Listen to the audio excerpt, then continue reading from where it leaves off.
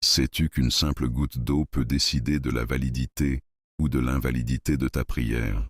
Dans la science du fiqh, chaque détail compte. Aujourd'hui, nous découvrons les règles subtiles de la pureté et de l'impureté de l'eau. Les souillures matérielles et non matérielles s'enlèvent par un seul moyen, l'eau pure, non altérée.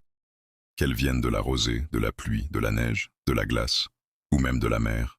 Le prophète a dit de la mer, son eau est purifiante et son mort, les poissons, est licite.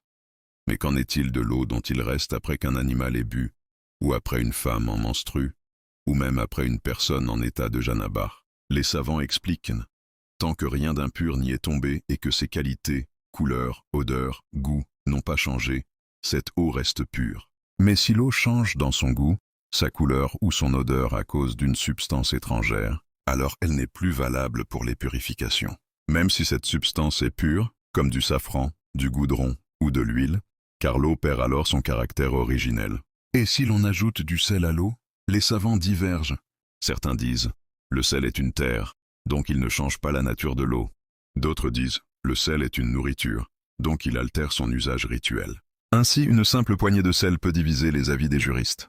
Parfois, l'eau change non pas par ajout, mais par son environnement. Un fond salin, ferrugineux, ou un récipient goudronné. Dans ce cas, le changement est toléré, car il vient naturellement de l'endroit où se trouve l'eau. Il est blâmable d'utiliser une eau déjà souillée par des excréments, des corps de salle de puits, ou un bassin stagnant trop exposé aux impuretés. Mais Ibn Rushd nuance. Dans les déserts, si c'est la seule eau disponible, elle reste permise par nécessité. Autre cas, peut-on utiliser une eau déjà employée? Si elle a servi à enlever une souillure matérielle, son usage est blâmable. Si elle a servi pour une impureté non matérielle, les avis divergent.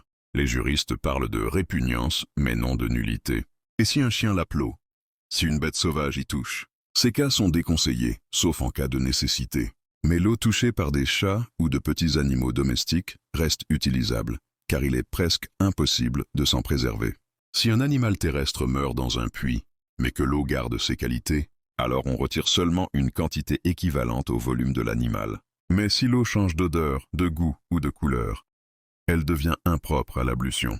Peut-on se fier à quelqu'un qui affirme qu'une eau est pure ou impure? Oui, si la personne est probe, pubère et du même rite. Car en fiqh, la confiance et la probité sont aussi des critères légaux. Ainsi, l'eau, source de vie, est aussi la clé de la pureté rituelle. Mais derrière chaque goutte, il y a des règles précises, une sagesse et une miséricorde. Car Allah dit dans le Coran, « Nous avons fait de l'eau toute chose vivante.